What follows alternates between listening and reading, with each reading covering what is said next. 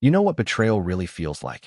It's not a knife in the back, it's colder, wetter, like standing barefoot on concrete while rain pours down your face, and the sound of your wife and her friends laughing echoes from inside your own damn house.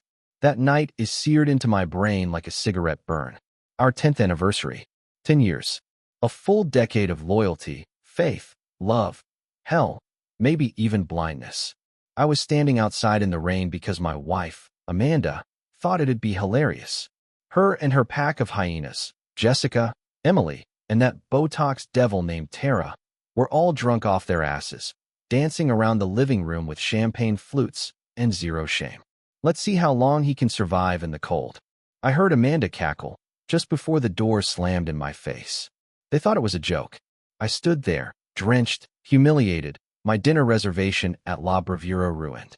My clothes were stuck to my skin, the small gift I had for her in my coat pocket, soaked beyond saving.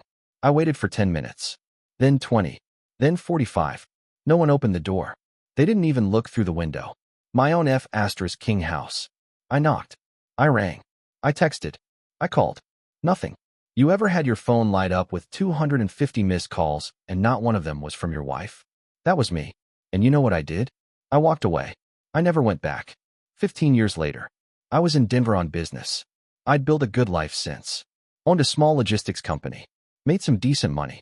Didn't trust anyone more than I had to. I never remarried. I didn't even date much. Then, while sitting at this small coffee shop downtown, I saw her. Amanda. Same cold blue eyes. Same smug smirk. But the years had dragged across her face like claw marks. She was thinner, paler, like life had hollowed her out a bit. She saw me and froze. I smiled. I didn't plan it. It just happened. One of those slow, dangerous smiles that says, yeah, I remember. Every single thing. She stood there with her overpriced handbag, fumbling for words. I didn't say anything. I just pulled out my phone, opened it up, turned the screen toward her. 250 missed calls. Her face turned white. I walked past her like a ghost. And that should have been the end. But it wasn't. That night, I got a message. From a number I didn't recognize. Can we talk? Please. I never meant for it to go that far. I was stupid. I'm sorry. I stared at it for a long time. Not because I was tempted. Because I was curious how far the lies had gone. I replied. Tomorrow. 7 p.m. Roxbury Diner. She showed up. Tight jeans. Red lipstick. Perfume I still remembered. Daisy by Marc Jacobs. Fake confidence all over her face. Matt, she said, like the name burned her throat. I didn't say a word. She slid into the booth across from me and started crying. I let her. She said she missed me. She said she made mistakes. That she was young and confused and influenced by her friends. She said they dared her to do it. To lock me out. Said it was just funny at first. Said they didn't realize I'd actually leave. Didn't realize I'd never come back. And then she said the line that confirmed everything. I didn't cheat, you know. Not really. It was just flirting.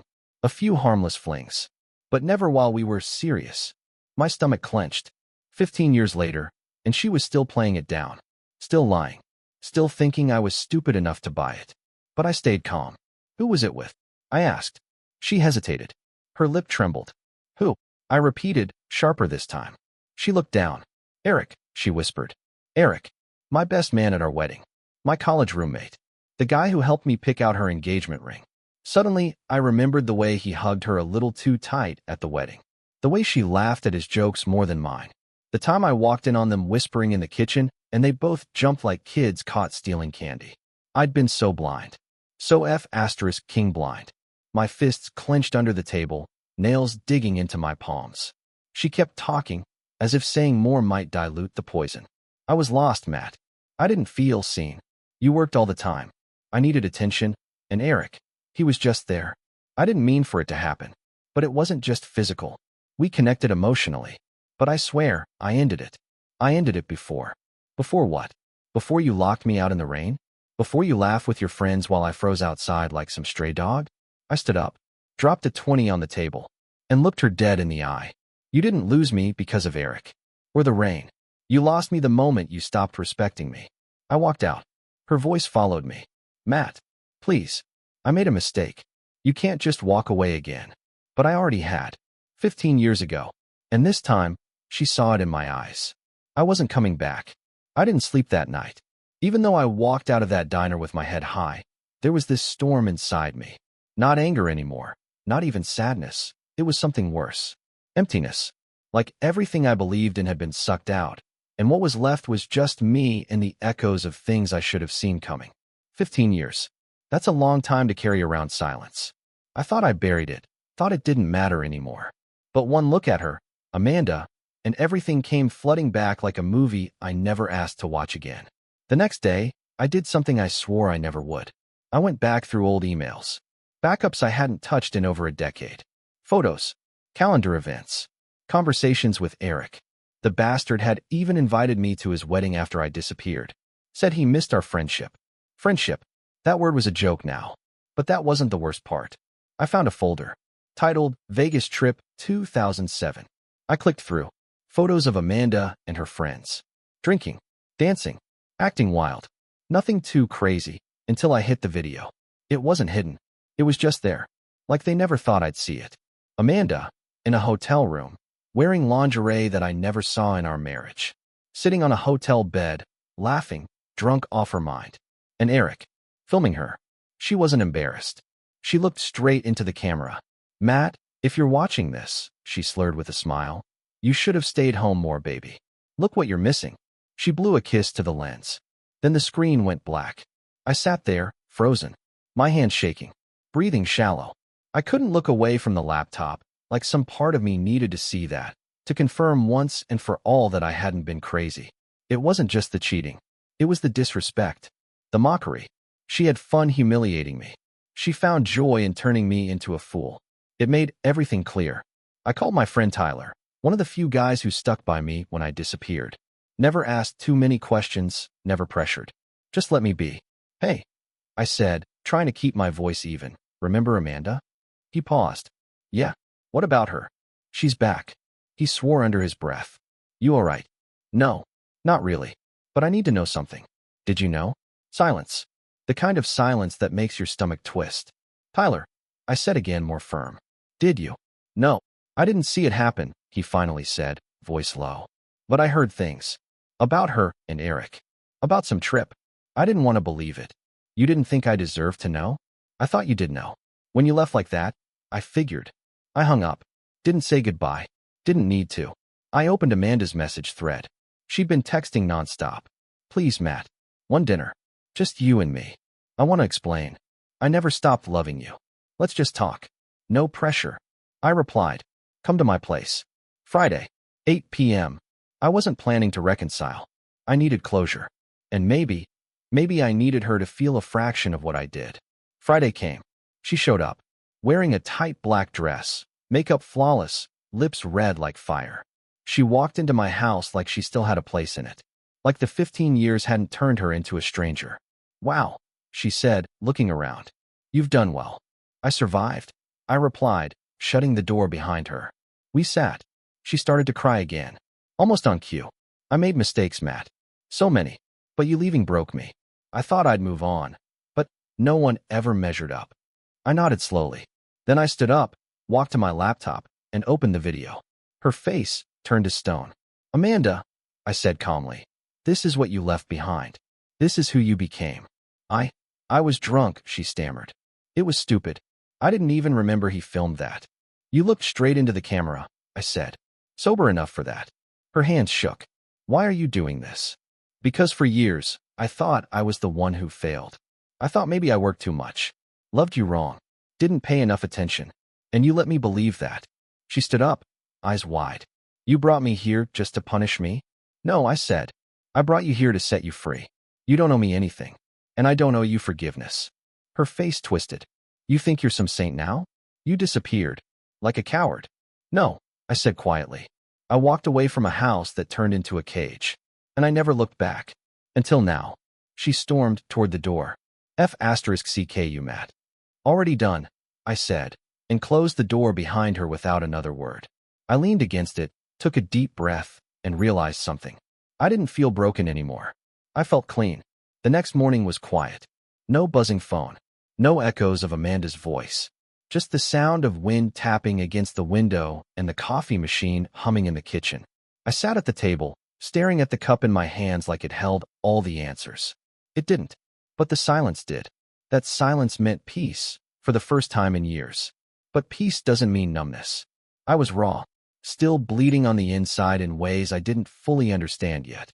Seeing her again didn't just dig up the past, it tore the stitches wide open.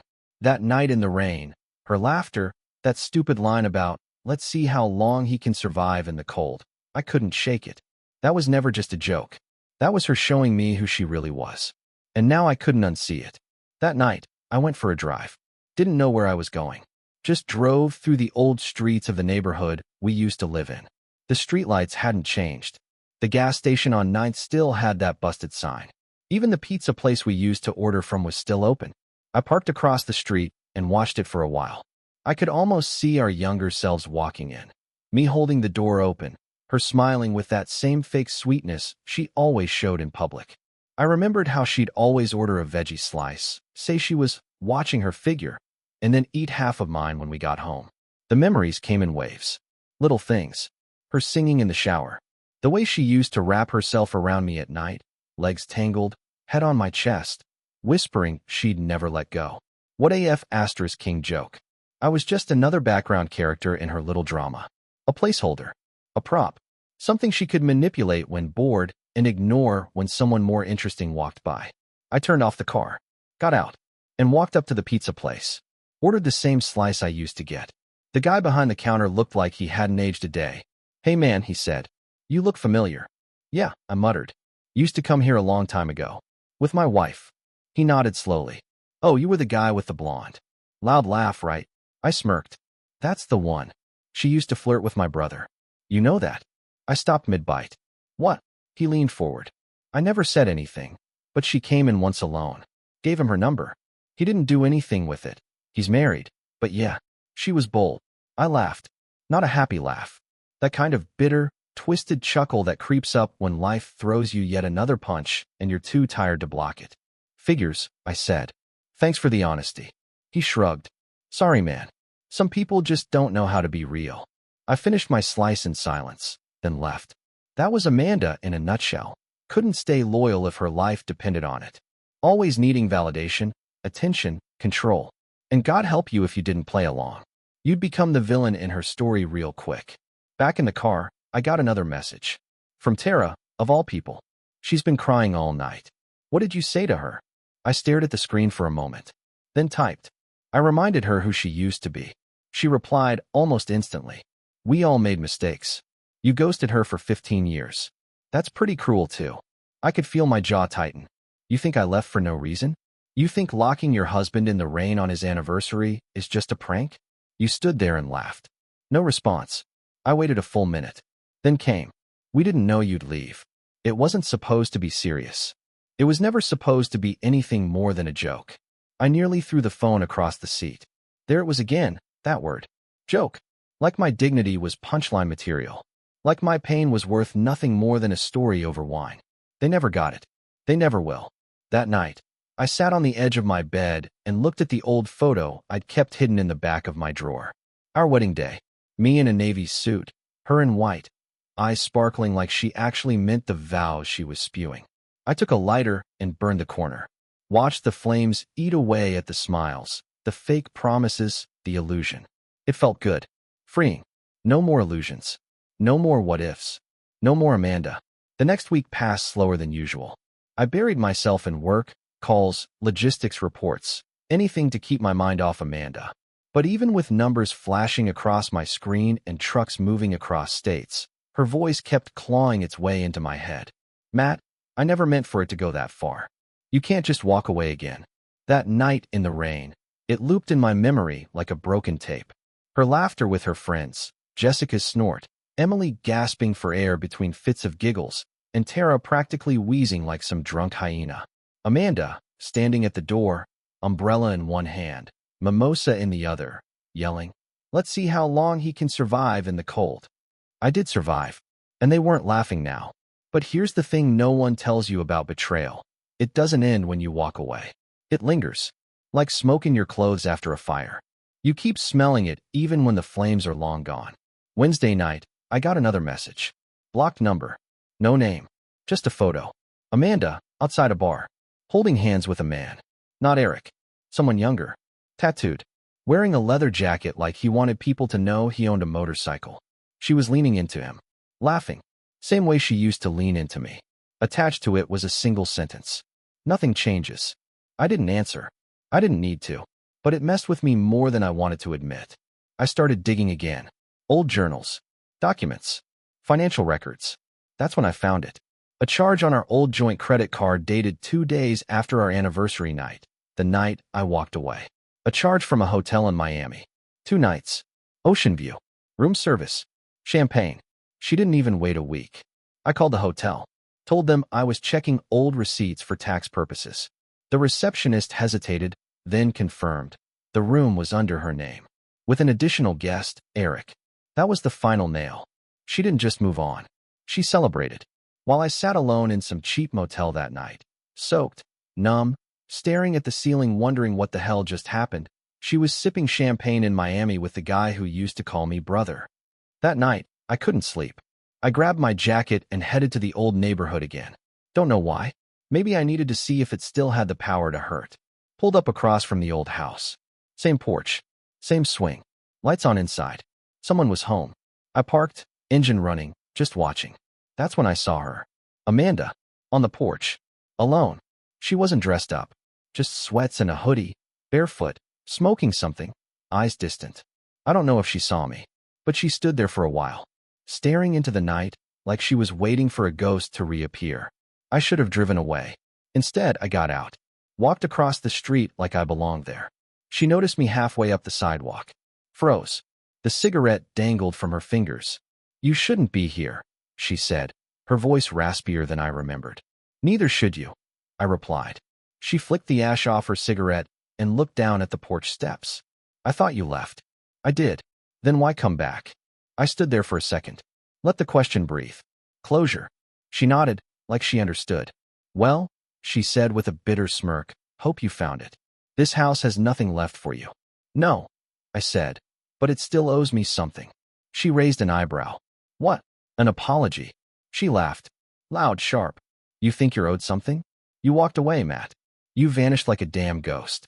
Left me to pick up the pieces. I didn't leave, I said, stepping closer. You locked me out. You humiliated me. You threw our marriage in the trash and laughed while it burned. I just walked away from the ashes. Something in her face cracked then. Maybe a tiny flicker of guilt. Maybe just the exhaustion of holding up that mask for too long. I didn't think you'd actually go, she whispered. But I did. She looked away, blinking fast. Eric left me 6 months after, she muttered. Said I was too much. Said I wasn't built for commitment. I didn't respond. She took a long drag of her cigarette. The girls? They're all divorced now. Tara's in rehab. Jessica got caught cheating on her 3rd husband. Emily moved to Arizona. We don't talk anymore. She looked older than I remembered. Worn out. And for the first time, I didn't feel anger. I felt pity. I turned around and started walking back. Matt, she called after me. I stopped. She stepped off the porch, barefoot on the cold concrete. I know I don't deserve it, she said. But I'm sorry. I didn't look back. Didn't answer. Didn't need to. Some apologies come too late to matter. I didn't go home right away. I drove around for an hour, maybe more. No music, no destination, just the hum of the road under my wheels and the weight of the past in the passenger seat. Her voice echoed in my head. I'm sorry. It wasn't the first time I'd heard those words, but it was the first time they sounded almost real. Almost. But almost doesn't cut it. By the time I got home, it was nearly 3 in the morning. The house was quiet. Clean. Minimal. Everything had a place. No clutter. No chaos. Nothing like what it used to be when Amanda was around. Always leaving her shoes in the middle of the hallway, half-finished wine glasses on the counter, receipts stuffed in drawers she never cleaned out. I stood in the doorway for a minute and just took it in. This was peace. Finally. And still, I couldn't sleep. I sat at the kitchen table, pulled out my phone, and scrolled through the old photos one last time. There was one from Christmas, year 5. Me in a sweater I hated, Amanda in red lipstick, holding mistletoe over my head. We looked happy, but I couldn't remember that day. Not the feeling. Not the smell of pine or the taste of eggnog. Just the photo. A frozen lie. I deleted the entire folder. Every single image. Gone. The next day, I booked a trip. One-way ticket. Italy. Florence, to be specific. I'd always wanted to go. Always said I'd take Amanda, back when we used to make plans for the future. Funny thing, she always had an excuse. Too busy, or not a good time, or let's do it next year. There was always a next year. Until there wasn't. 2 nights before the flight, she texted again. Are you okay? I stared at it. Typed. Erased. Typed again. I'm fine. 3 dots appeared. Then nothing. She didn't reply. I didn't expect her to. Next morning, I ran into Jessica. Of all people. At a grocery store, of all places. She didn't recognize me at first. 15 years is a long time. But when she did, her eyes widened and her fake smile stretched across her face like rubber. Matt, she asked. Wow. You look great. Jessica, I said flatly. She adjusted her sunglasses, though we were indoors. I heard you ran into Amanda. I raised an eyebrow. Did she send you? She chuckled nervously. No. Maybe. She's been all over the place lately. Says she hasn't slept since she saw you. I didn't respond. Jessica stepped closer, lowering her voice. She really thought you'd never come back. None of us did. You just disappeared. I had to, I said. Staying would have killed me. Jessica sighed. We were young. Stupid. You know how girls are when they get together. 1 drink becomes 6. 1 joke becomes a disaster. Is that what it was to you? I asked. A joke. Her eyes flickered. She didn't answer. Instead, she said, she misses you. I don't care. Silence. I left my basket right there in the aisle and walked out. I didn't need anything that badly. Especially not explanations from one of the people who laughed while I stood outside, soaking wet, waiting to be let back into a home that wasn't mine anymore. Back home, I packed the last of my things. Laptop, books, my dad's watch. Everything else could stay. That evening, I got one last message. If I could go back, I'd stop it before it happened. I stared at the screen for a while, then replied, but you didn't. And I blocked her. I wasn't angry anymore. Just done. The plane took off the next morning. As the city shrank below, I looked out the window and realized something strange. I felt light. Like I'd shed years of weight that had been buried so deep, I forgot I was carrying it. Amanda was behind me now. Not in my inbox. Not in my head. Not in my life. She'd probably still tell her friends some version of the story where I abandoned her. That I was cold. Unforgiving. Whatever helped her sleep at night. But I knew the truth. I didn't leave her. She lost me. And some losses? You never get back. Florence was everything I didn't know I needed. Mornings started slow, sunlight pouring through the shutters of a little apartment I rented near the Arno River. The air smelled like espresso and fresh bread, not like stress and old betrayal. I'd walk down cobblestone streets with no destination, watching strangers live lives I didn't belong to. And for once, I didn't feel like I needed to belong. I just existed. And it was enough. The locals didn't know my story. Didn't know Amanda, or the rain, or the wedding that collapsed like a cheap tent in a storm. Here, I wasn't the man who got left out in the cold. I was just Matt. The guy who liked his coffee black, his silence uninterrupted, and his days without drama. For the first time in over a decade, I felt peace that didn't feel borrowed. I stopped checking my phone. Stopped wondering if I'd get another message from her. But one night, after too much Chianti and not enough sleep, I gave in and unblocked the number. Not to reach out, just to see. Nothing. No texts. No calls. She was really gone now. And yet, that emptiness that used to ache like a pulled tooth, now it was just space. Clean.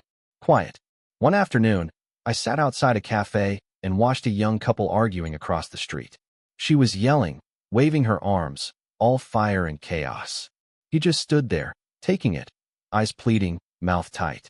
And suddenly, I saw myself. Not literally, but in that energy. The desperation of trying to reason with someone who's already decided you don't matter. That used to be me. Begging behind the door. Standing in the rain. Pretending love was enough to fix contempt. That night, I wrote something in a notebook I'd bought from a street vendor. She didn't break me. She just showed me I wasn't finished building myself. A week later, I met someone. Her name was Elena. She wasn't a replacement. She wasn't some rebound fantasy to patch the hole Amanda left. She was just kind, sharp, and completely uninterested in playing games. We met at a bookstore. She asked if the English section was worth checking out, and I joked that anything without Amanda's shadow in it was worth reading. She laughed. She didn't ask who Amanda was. She just asked if I wanted coffee. We talked for 3 hours that first afternoon. About music, art, cities we'd both seen. No flirting. No pretense. Just two people who weren't trying to impress or seduce. Just connect. And for the first time in forever, I didn't feel like I had to protect myself. I didn't tell her everything. Not yet. Not about Amanda. Not about the door slamming or the 250 missed calls. But I think she saw it in me. That hollowed-out place that seemed too much and still stands. We met again the next day, and the next, and by the fourth time, she brought me a folded note on napkin paper. It said, "We're all a little broken. I think that's how the light gets in." She didn't try to fix me. She just sat in the quiet with me. Amanda used to fill every silence with noise. Gossip, complaints, accusations. Elena? She respected the pause. She let the space between words mean something. One evening, she asked if I'd ever been married. I nodded. Long time ago. What happened? I looked at her. And for the first time since everything fell apart, I didn't feel the usual punch in the gut. She locked me out in the rain. She blinked. Literally. Yeah, I said, smiling faintly. Literally. Elena tilted her head. She sounds like AF * King Moron. I laughed. A real laugh. Deep and stupid and free. And just like that, something shifted. Not because she understood, but because she didn't need to. That night, I walked along the Arno with her hand in mine, and I realized something that should have been obvious years ago. The storm wasn't the betrayal. The storm was what came after. All the years I spent trying to pretend it didn't still haunt me. But now, the clouds had finally cleared. It's strange how healing sneaks up on you. It doesn't announce itself. There's no light bulb moment, no choir singing when it happens. One day, you just stop checking your phone for apologies that won't come. You stop replaying the worst moments on a loop in your head. You stop wondering if she's sorry, or if he regrets it, or if any of them ever think of you when it's quiet. You just breathe, and it feels normal again. With Elena, things were slow, intentional. She never pressed, never poked the parts of me I wasn't ready to open. She treated me like I wasn't damaged goods. Like I wasn't a man whose wife turned love into a joke with her friends, locked him outside, and laughed about it. I didn't tell Elena everything. Not right away, but she saw the outline of it. She saw the hesitation when she touched my hand. She noticed the pause before I answered questions about my past. And she never rushed me. One evening, we were walking through the Uffizi Gallery. She stopped in front of a painting, Caravaggio's Medusa. She stared at it for a while and said, "Funny how something so violent can still be beautiful." I knew she wasn't talking about the painting. I nodded. Yeah, funny. Later that night, back in her apartment, she sat on the floor, pouring red wine into 2 mismatched glasses. She handed me one, looked me in the eye, and asked softly, "What happened to you, Matt?" I took a long sip before I answered. She made a game out of breaking me. I said, "Her and her friends. They locked me out of the house in the rain, on our anniversary.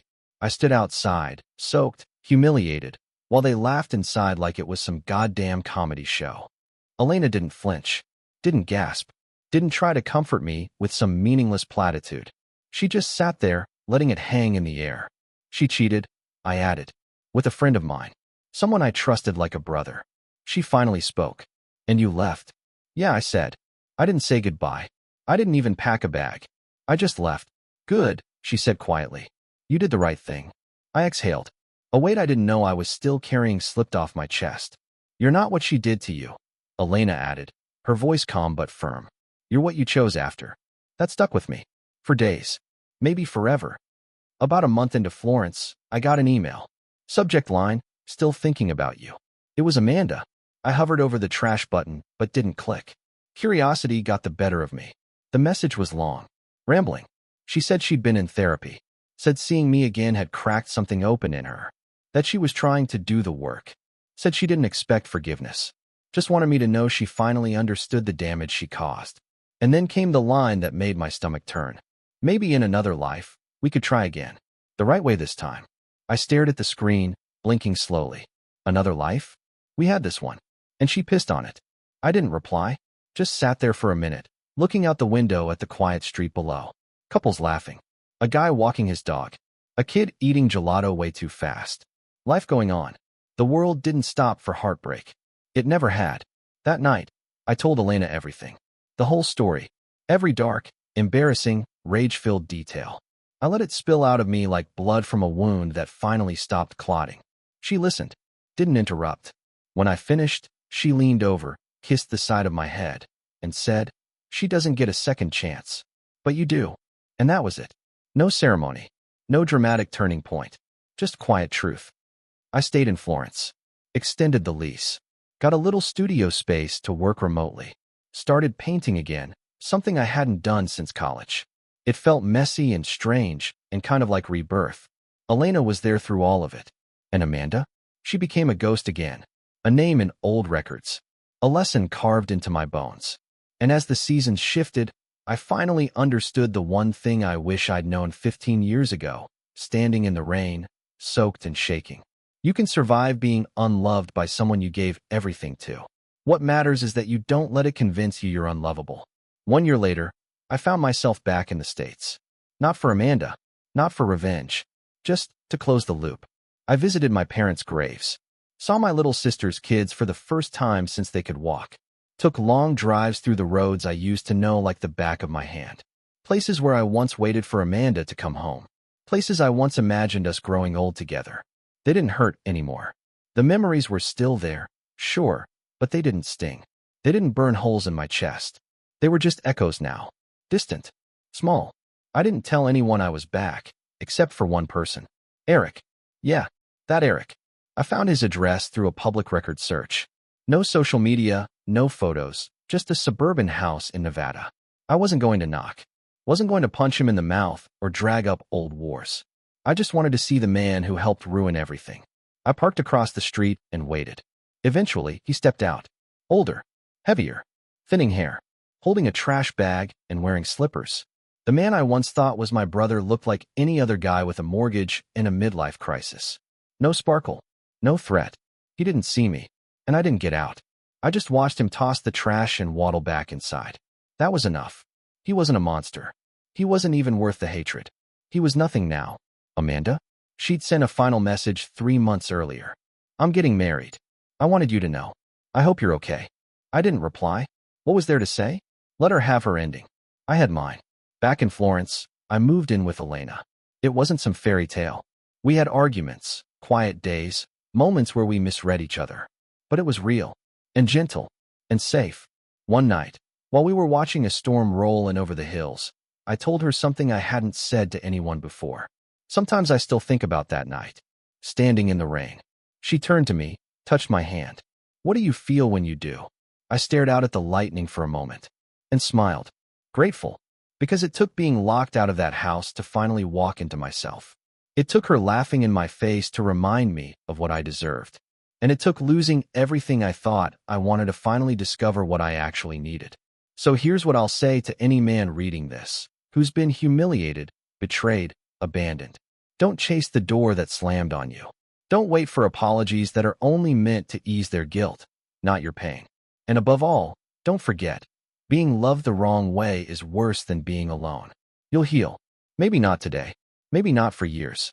But one day, you'll feel the rain again, not as punishment, but as proof that UF*King survived.